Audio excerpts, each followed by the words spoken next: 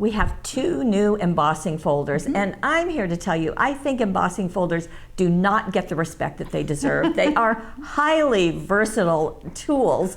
They are, yes. And they're really underrated, right? They are. We have 2 new ones today, gears. I was just going for a protest. Gears and a framed floral that says, happy everything. Right, so we have a masculine and a feminine. Come play with us.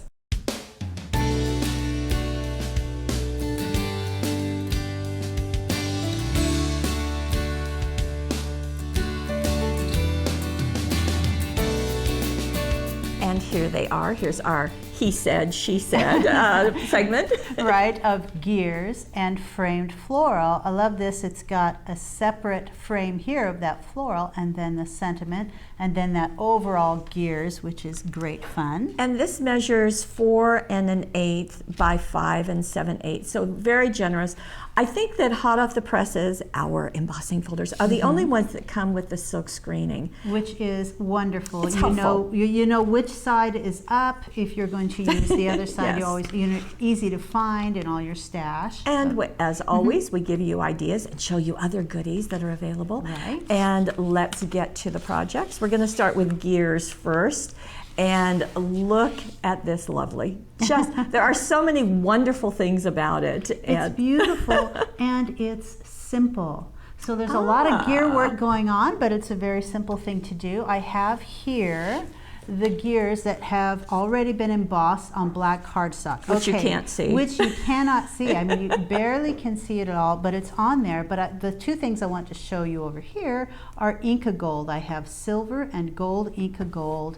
When you open these up, they're nice, soft product that you can get out very simply with a cosmetic sponge. Don't put your fingers in there because you don't want to contaminate it with oils or anything like that. So because what will happen is mold will grow and then it kind of destroys it. So I'm going to get a little bit of the silver, a little bit of the gold, and sort of tap that out, get a little bit onto my sponge.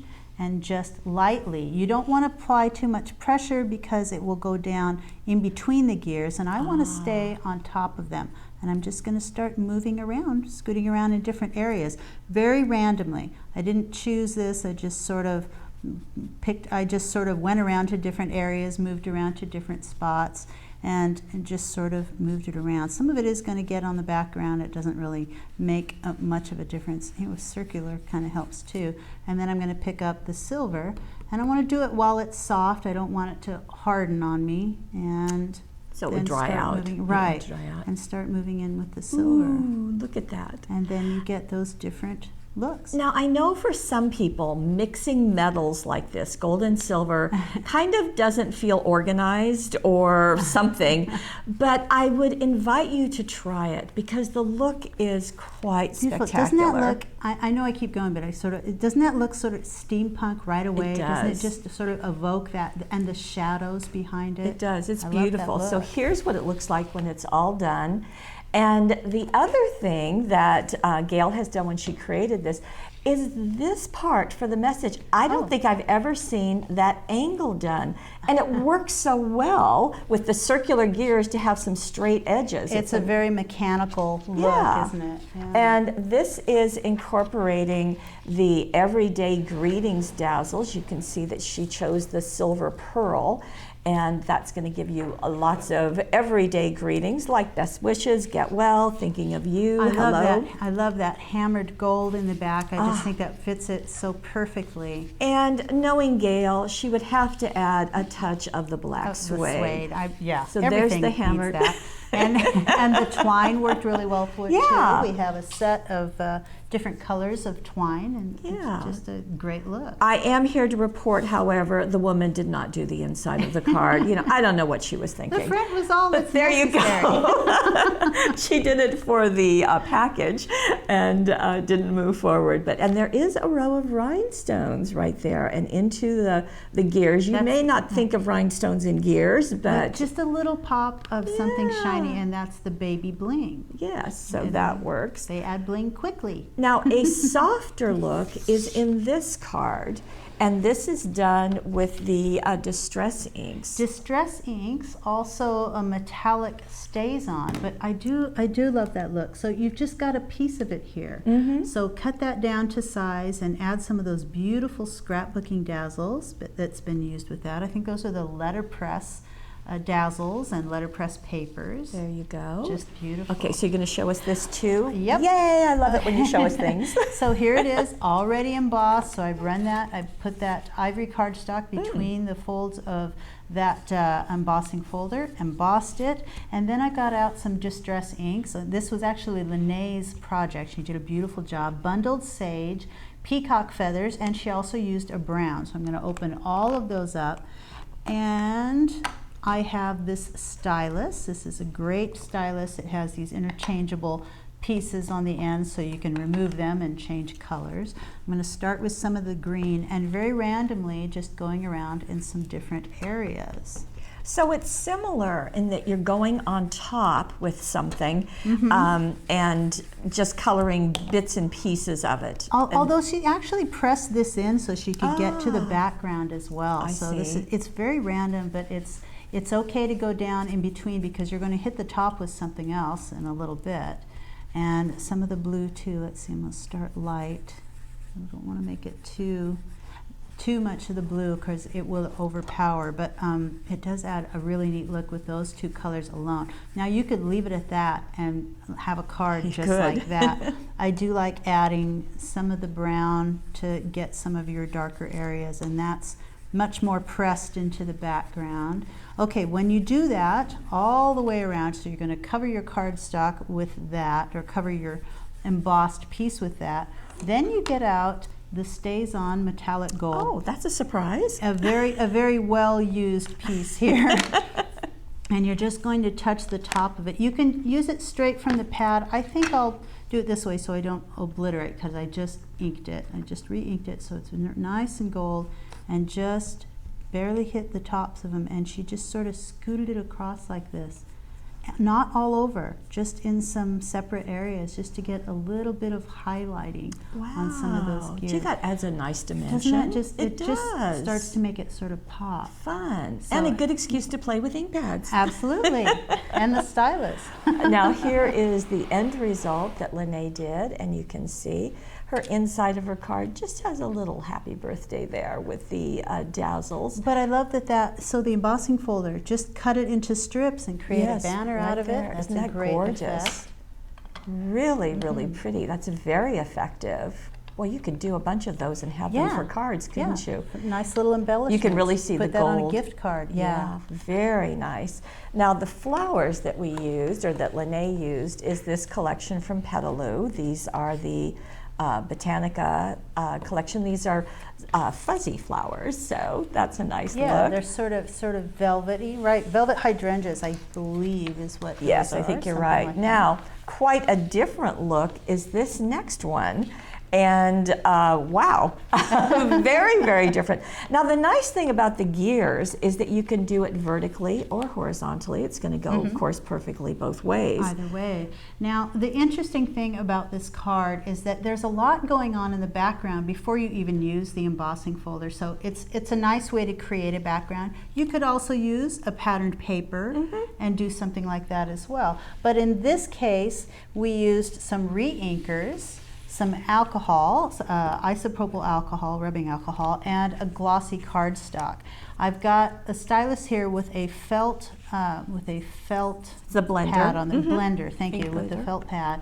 I've got 3 different colors of blue in these inkers, and you're just going to... These are the Spectrum Noir re-inkers. Right, you're just going to put a few dots of this on there. I like using a lot more of the lighter color than the darker colors so that the dark doesn't obliterate everything, but you do have to spend a moment getting this piece ready. So a few of the dark, and once I have all of the re-inker ink on there, and unfortunately I opened one and it kind of spattered all over, so that's already on my paper. That's okay. All right, but it really gives a nice effect when you get some of these different colors on there. And before you start putting that on the glossy cardstock, you want to take the alcohol, which I put into a mister. We do sell these misters. Yes, spritzers. and notice the warning label. I mean, Yeah. this is rubbing alcohol in here, not water. You want to make sure that you label it well so you don't mistakenly use that for water. And then you just sort of start dabbing it around. I kind of like to twist it and turn it. You're going to get it all over this paper, completely cover it. So that is your background. So Okay. background done, really. Okay. You can get a little on the edges to make sure the white is covered. But that is a gorgeous background. Just let it A dry. beautiful technique just like that. And then when it's done, you're going to emboss it, and it's going to dry like this. So this has been run through the embossing folder. So now you've got those areas on top, and a nice way to affect that is to use some Versamark and embossing powders. So just use your Versamark just on the top. If you want to do the gears individually, you can use a Versamark pen to select right. just the areas that you want. For this one, I'm just going to use some of the silver on here and add the silver just to show you. Once the Versamark is on there, you add that. Now you've got that on there. I think I'll go ahead and heat that up real quickly so you can see that really pop. But you can also use a Versamarker, do one at a time, and do some of the copper as well, because copper embossing powder was used too. But when this goes, it's really gorgeous. Of course, blue and silver is a wonderful contrast. So that's what was done to create this card. Some of the copper was used as well, so you'll see that on the card itself. That's beautiful. And here is the copper popping out. And then to go with it, you can see the brown fireworks holographic, which I just... A very unusual choice, yeah, but it's perfect. Very fun. Right. And then the blue iris suede has also been used, and I see some happy birthday dazzles right there. So just gorgeous. And on the inside, here is the same background, just with the silver. So that's going to work. Now, we're showing you a lot of different products, and you can certainly switch them around. For instance, on this very first card, where Gail used the Inca Gold, you could use embossing powder, you could use the gold and silver stays on ink pads. Right, you can use mica powders with Right. the Versamark. It's lots of different options Right. for getting those effects. And that's fun to do, but it's also nice to see all of these different tools. Now we're going to go to our framed floral, and I have to tell you, I am a fan of this. I think this is just beautiful.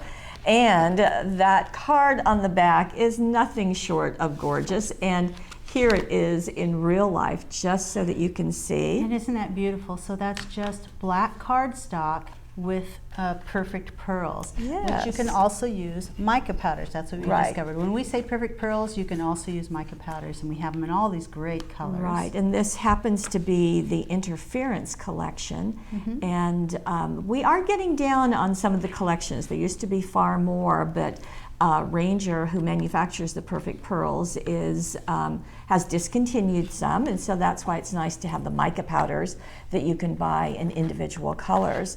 Now this is done on black cardstock, and you've got a demo right there? Yeah, I've got a sample of it here, so it's been run through the embossing machine. The Happy Everything was done at the same time because it's connected. You can sort of see it. Here it is, happy. But Sort of, kind of. But cut this apart. You're going to have two pieces. That top piece, cut apart the Happy Everything, because you're going to use that separately down below. I've got the perfect medium that comes with the perfect pearls. If you use, excuse me, if you use mica powders, you'll use Versamark to attach this. So the perfect medium, you just sort of skirt that around just on the top. I never push down hard. If I do, it's going to go down into the debossed areas as well. And that's not what you want, We because you don't want to that. highlight. Right. So I just did a little area there, and then I've got two of the colors from the Perfect Pearls set here. I'm going to start with some of the pink. I'm going to tap some of that off. I don't want too much. And just sort of hit the top of it. And there we go. Beautiful. And it just captures. Pinks. It does. Right. And then you can add purples around the edges or whatever. There, I got a lot of it, but once you move it around, and I'm going to tap it off, and you can see that beautiful, beautiful coloring there. And you would just work that a bit more, getting the brush. And do small areas at a time. I did a pretty big area, but if you look at the card, you can see that it's pretty small areas at a time, moving out to that beautiful blue. Just and then gorgeous. Even into green on the edge, just really, really pretty. I love how the blending happens. And then the Happy Everything has more of the blue with the highlight of the pink. In the background. So go ahead and do the whole thing, do that background, and then do the words in pink. And it's gorgeous. It is. It's just, it glows. And of course, those pink jewel border dazzles don't do anything but help. And so just very striking. And we've seen that in several of these cards, how striking it is with the embossing folders using black cardstock and then just picking up the highlight of the embossed image. Now this one is very different. So this has taken 2 of those flowers, cut them out, and that is not pink cardstock. That is not that's been used. Instead, it's actually an ink, and it's red ink, but it's light enough that it looks pink, and it's just beautiful. So Lene started with white cardstock. Okay. And she did not run it through here first. She did that as a secondary thing. Now this was a prototype one, which is why it doesn't have the silk screening. Yeah. Oh, I'm sorry. That's right. So when we you won't get that kind. When we get them to start playing with them, we get them before they've done the silk screening. So yeah, you don't get that one.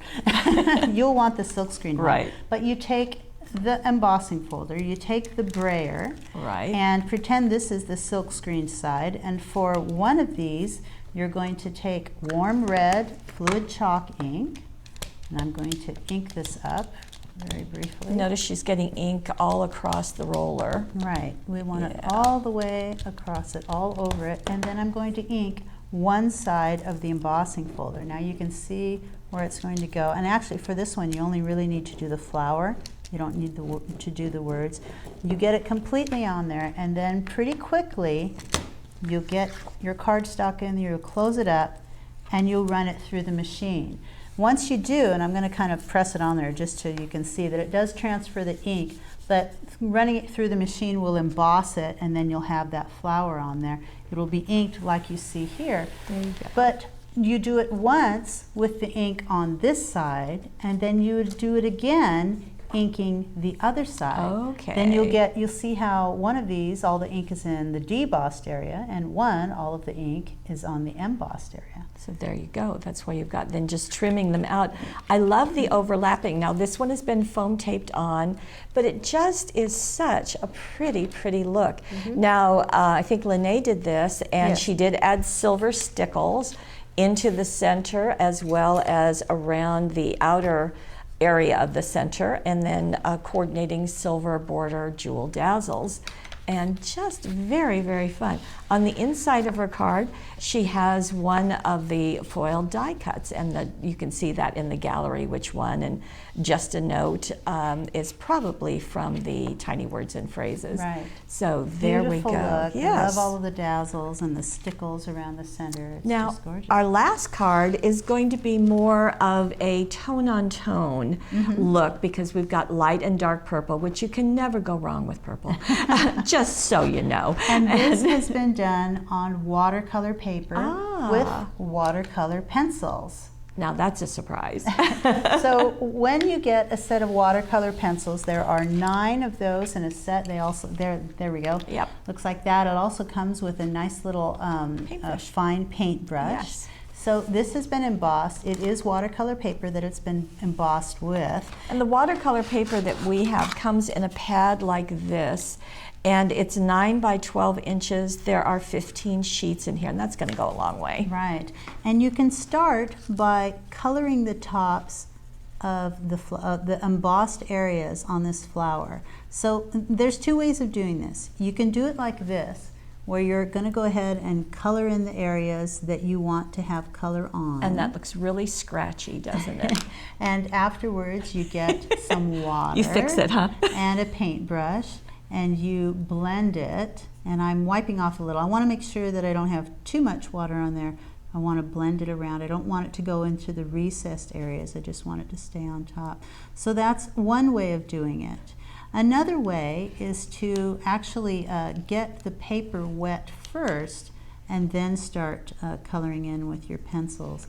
And the look you will get is a little bit, it'll blend in as you're going a little bit, and it looks a little thicker, a little more vibrant. So choose what you like the look of. Now you go back with the paintbrush on top of that. Yeah, I would, but it's, you know, it gets a little bit more vibrant color, so sure beautiful does. looks. Yeah, spread that around and keep adding color if you want to make it a little bit more dark. So look at the photo, the photo of what you'll see on the gallery. But I just think that's a gorgeous look. It really is. I like how you went into the debossed areas with that light wash of the color as it was moved. Susan did this, I think, and yeah, you can get a little wash of color and add it in there. Silver jewel dazzles. Do you notice how they go around? Very beautiful. Pretty.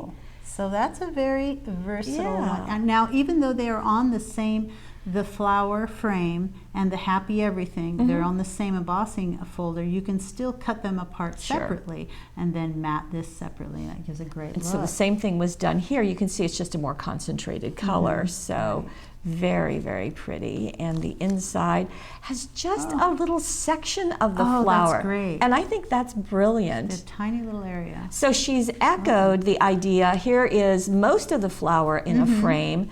And so then she just cut out that center area and created her own frame. Just really, really, really smart. Gorgeous. So gorgeous. So beautiful embossing folders. So like we said, I hope you agree that embossing folders need far more respect. They are quite versatile, and we've got a he said, she said. We do.